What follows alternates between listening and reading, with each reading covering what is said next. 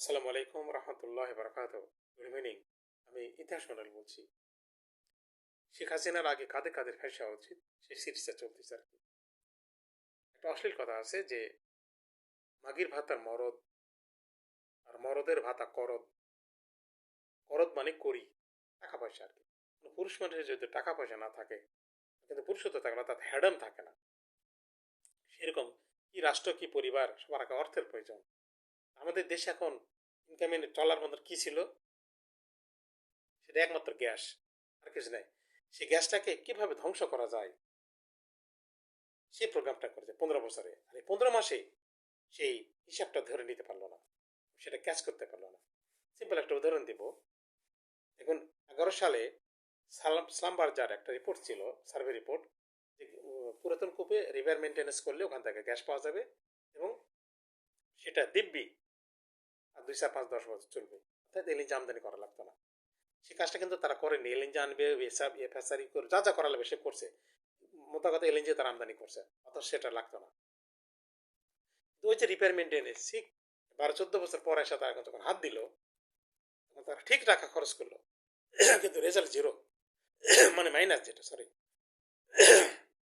কারণ তিতাস তিতাস 14 এবং 16 দুটো কূপের কাজ ধরে, তার খরচা করার পর তিতাস 14টা ফেল করে, জিরো। তিতাস 16তে আপনার ইনকাম হইতেছিল, চালু ছিল সে কূপটা, গ্যাস কূপের কথা বলছি। সেখানে মোরলেস প্রতি মাসে 100 কোটি টাকা আসতো, বড় মাসে 1200 কোটি টাকা। যখন রিপেয়ার মেনটেন্যান্স করলো, অর্থাৎ 75 80 কোটি টাকা খরচ করার পরে সেটা আপনার 1/5 চলে আসলো। এই হলো ভাই এনাদের প্রোগ্রাম। এরা এইভাবে দাঁড় চালাবে। সচিব এখনো আছে, নুরুল আলম মানে এক ভদ্রলোক আছে, আরো যারা যারা ছিল বাপেক্সের সঙ্গে, পেট্রো বাংলার সঙ্গে, এরা কমপ্লিটলি এখানে জড়িত। এদের ধরার দায়িত্ব কার? ডেফিনেটলি ফজল কবির খানের। ওনাকে বলতে হবে, ওনাকে ফাঁসিতে ঝুলতে হবে, না ওনাকে বলতে হবে কে ওনাকে নিয়োগ দিছে। আরো কয়েকটা কারণ আছে আছে একটা একটা করে বলবো, আমি তো সময় তো কুলাবে না, শুধু একটা বললাম। যে গ্যাস যেটা রিপেয়ার মেনটেন্স করছে সেখানে আরো একটা বন্ধ হয়ে গেছে, তিতাস 14 আর তিতাস 16, যেটা ভালো ইনকাম ছিল সেটা কমপ্লিট হয়ে, এটা কে মেনে নিবে বলেন? যে পলিটিক্যাল পার্টি যারা আছে এটা নিয়ে নেবেন আপনি? চালু কূপকে তারা নষ্ট করছে রিপেয়ার মেনটেন্স করে, এর উদ্দেশ্যমূলক, এটা আত্মঘাতী, এটা এলো ঘটনা। এটাই বলতে চাচ্ছিলাম। আর পরে আরেকটা বলবো।